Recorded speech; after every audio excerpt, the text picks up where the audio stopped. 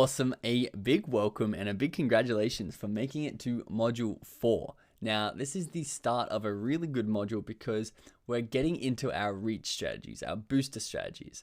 We already have a really well optimized Instagram account.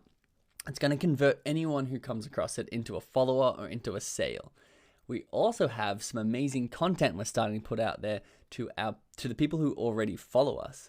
But what I'm going to show you how to do in these strategies is how to boost that content into people on Instagram who don't even know you exist yet. People who are out there browsing their Discover feeds. I'm going to show you how you can get your content out onto everybody else's Discover feeds, even if they don't follow you.